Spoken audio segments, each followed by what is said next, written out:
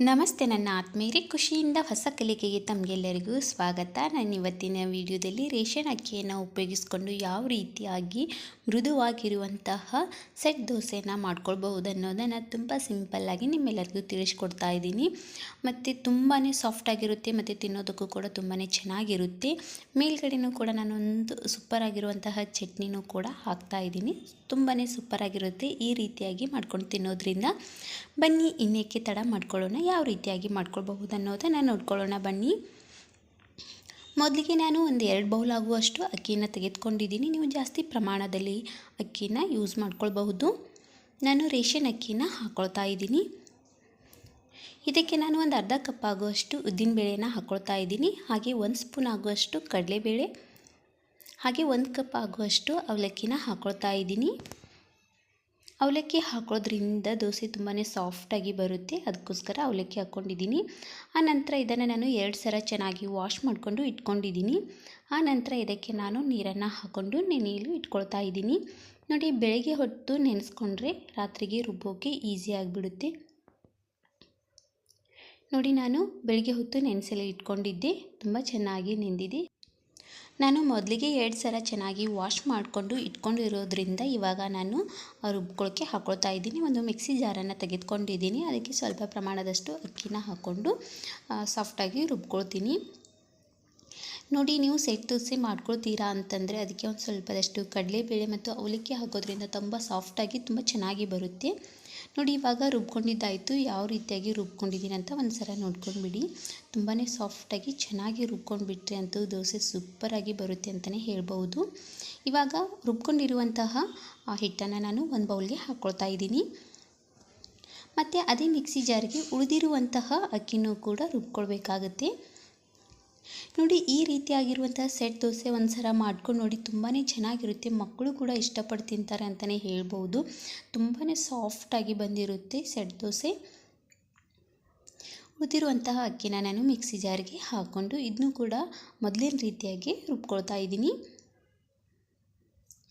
ನೋಡಿ, ನೀವು ಎಲ್ಲ ರೀತಿ ದೋಸೆನ ಮಾಡ್ಕೊಂಡಿರ್ತೀರಾ, ಆದರೆ ಈ ರೀತಿಯಾಗಿರುವಂತಹ ಸೆಟ್ ದೋಸೆ ಒಂದು ಸಲ ಮಾಡ್ಕೊಂಡು ನೋಡಿ, ತುಂಬಾ ಚೆನ್ನಾಗಿ ಬರುತ್ತೆ. ನೋಡಿ, ಇದನ್ನೂ ಕೂಡ ಸಾಫ್ಟಾಗಿ ರುಬ್ಕೊಂಡಿದ್ದಾಯಿತು. ರುಬ್ಕೊಂಡಿರುವಂತಹ ಅಕ್ಕಿನ ಮೊದಲಿಗೆ ಬೌಲ್ಗೆ ಹಾಕಿರ್ತೀವಲ್ವ, ಅದಕ್ಕೆ ನಾನು ಹಾಕ್ಕೊಳ್ತಾ ಇದ್ದೀನಿ. ಈ ರೀತಿಯಾಗಿ ನಾವು ರಾತ್ರಿ ಹೊತ್ತಲ್ಲೇ ರುಬ್ಬಿಟ್ಕೊಂಡ್ರೆ ತುಂಬ ಚೆನ್ನಾಗಿ ಉಬ್ಬಿ ಬರುತ್ತೆ. ಇದಕ್ಕೆ ನೀವು ಸೋಡಾ ಉಪ್ಪು ಏನೂ ಹಾಕ್ಕೋಬೇಡಿ. ಮಾಡ್ಕೊಳ್ಳುವಾಗ ಉಪ್ಪು ಮತ್ತು ಸೋಡಾ ಹಾಕಿದ್ರೆ ನಡೆಯುತ್ತೆ. ರಾತ್ರಿ ಹೊತ್ತಲ್ಲೇ ಹಾಕ್ಕೊಳ್ಳೋಕೆ ಹೋಗಬೇಡಿ, ಹಾಗೆಯೇ ಕೂಡ ಉಬ್ಬಿ ಬರುತ್ತೆ. ನೋಡಿ, ಮೇಲ್ಗಡೆ ಒಂದು ಮುಚ್ಚಳವನ್ನು ಮುಚ್ಚಿ ನಾನು ಇಟ್ಕೊಳ್ತಾ ಇದ್ದೀನಿ. ನೋಡಿ, ಬೆಳಗ್ಗೆ ಹೊತ್ತಿನಲ್ಲಿ ಎಷ್ಟು ಚೆನ್ನಾಗಿ ಉಬ್ಬಿ ಬಂದಿದೆ ಅಂತ ನಿಮಗೆ ಕಾಣಿಸ್ತಾ ಇರ್ಬೋದು ಹಿಟ್ಟು. ಇದಕ್ಕೆ ನಾನು ಉಪ್ಪು ಮತ್ತು ಸೋಡಾ ಏನೂ ಹಾಕಿಲ್ಲ, ಹಾಗೆಯೇ ಇಟ್ಕೊಂಡಿದ್ದೆ. ಚೆನ್ನಾಗಿ ಒಂದು ಸಲ ಮಿಕ್ಸ್ ಮಾಡ್ಕೊಂಡ್ಬಿಟ್ಟು ಆನಂತರ ಇದಕ್ಕೆ ನೀವು ಒಂದು ಚಿಟಿಕೆಯಷ್ಟು ಸೋಡಾ ಮತ್ತು ರುಚಿಗೆ ತಕ್ಕಷ್ಟು ಉಪ್ಪನ್ನು ಹಾಕ್ಕೊಳ್ಳಿ. ನೋಡಿ, ನಾನು ಎಷ್ಟು ಪ್ರಮಾಣದಲ್ಲಿ ಮಾಡ್ಕೊಳ್ತೀನೋ ಅದಕ್ಕೆ ಮಾತ್ರ ನಾನು ಉಪ್ಪು ಮತ್ತು ಸೋಡಾನ ಹಾಕ್ಕೊಳ್ತಾ ಇದ್ದೀನಿ. ಮಿಕ್ಕಿರುವಂಥದ್ದು ಹಿಟ್ಟನ್ನು ಹಾಗೆ ಎತ್ತಿಟ್ಕೊಳ್ತೀನಿ. ನೋಡಿ, ಚೆನ್ನಾಗಿ ಮಿಕ್ಸ್ ಮಾಡ್ಕೊಂಡು ಬಿಟ್ಟರೆ ಮುಗೀತು, ಹಿಟ್ಟಂತೂ ರೆಡಿ ಆಗಿಬಿಡ್ತು. ನಾನು ಇದಕ್ಕೆ ಎಕ್ಸ್ಟ್ರಾ ನೀರೇನು ಹಾಕಿಲ್ಲ, ಯಾಕಂತಂದರೆ ರುಬ್ಕೊಳ್ಳುವಾಗಲೇ ನಾನು ನೀರು ಹಾಕಿದ್ದೆ. ಇವಾಗ ಕರೆಕ್ಟಾಗಿ ಇದೆ, ಅದಕ್ಕೋಸ್ಕರ ನಾನು ನೀರು ಹಾಕಿಲ್ಲ. ಹಾಗೆ ಈ ಕಡೆ ತವಾನೂ ಕೂಡ ಬಿಸಿ ಮಾಡ್ಕೊಳಕ್ಕೆ ಇಟ್ಕೊಂಡಿದ್ದೆ. ತವಾ ಬಿಸಿ ಆದ ನಂತರ ಒಂದು ಸ್ವಲ್ಪದಷ್ಟು ನೀರನ್ನು ಚಿಮ್ಮಿಸ್ಕೊಂಡಿದ್ದೀನಿ. ಆ ನಂತರ ಇದರ ಮೇಲ್ಗಡೆ ದೋಸೆ ಅಂದರೆ ಸೆಟ್ ದೋಸೆಯನ್ನು ಹಾಕ್ಕೊಂಡ್ಬಿಟ್ರೆ ಮುಗೀತು. ನೋಡಿ, ಈ ರೀತಿಯಾಗಿ ದೋಸೆಯನ್ನು ಹಾಕ್ಕೊಳ್ಳಿ. ಒಂದು ಸ್ವಲ್ಪ ಹೊತ್ತು ಬಿಟ್ಟು ಇದ್ರ ಮೇಲ್ಗಡೆ ಒಂದು ಅರ್ಧ ಸ್ಪೂನಿನಷ್ಟು ಎಣ್ಣೆಯನ್ನು ಹಾಕ್ಕೊಳ್ಳಿ. ನಾನು ಇದ್ರ ಮೇಲ್ಗಡೆ ಒಂದು ಚಟ್ನಿ ಪುಡಿನ ಹಾಕ್ಕೊಳ್ತಾ ಇದ್ದೀನಿ. ಸೂಪರಾಗಿ ಟೇಸ್ಟ್ ಕೊಡುತ್ತೆ ಅಂತಲೇ ಹೇಳ್ಬೋದು ಈ ಚಟ್ನಿ ಪುಡಿ. ಇದು ಶೇಂಗಾ ಚಟ್ನಿ ಪುಡಿ. ಮೇಲ್ಗಡೆ ಹಾಕೋದ್ರಿಂದ ತಿನ್ನುವಾಗ ಸೂಪರ್ ಟೇಸ್ಟ್ ಕೊಡುತ್ತೆ.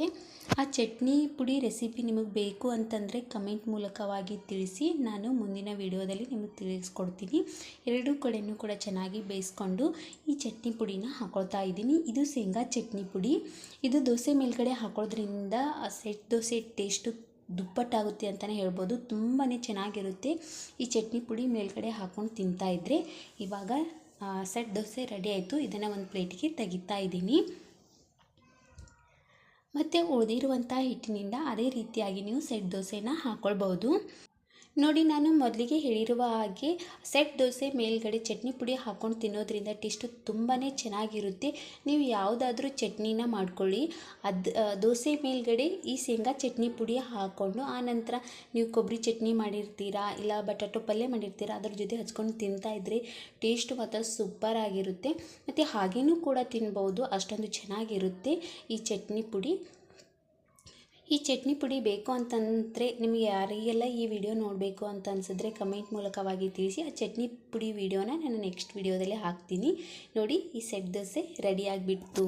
ನೋಡಿ, ಸೂಪರ್ ಆಗಿರುವಂತಹ ಸೆಟ್ ದೋಸೆ ರೆಡಿ ಆಗಿಬಿಡ್ತು. ಇದನ್ನು ನೀವು ಯಾವುದಾದ್ರೂ ಚಟ್ನಿ ಮತ್ತು ಬಟಾಟೊ ಪಲ್ಯ ಜೊತೆಗೆ ಯಾವುದಾದ್ರೂ ಚಟ್ನಿ ಜೊತೆಗೆ ಇದನ್ನು ನೀವು ಸರ್ವ್ ಮಾಡ್ಕೊಳ್ಬೋದು, ತುಂಬಾ ಚೆನ್ನಾಗಿರುತ್ತೆ.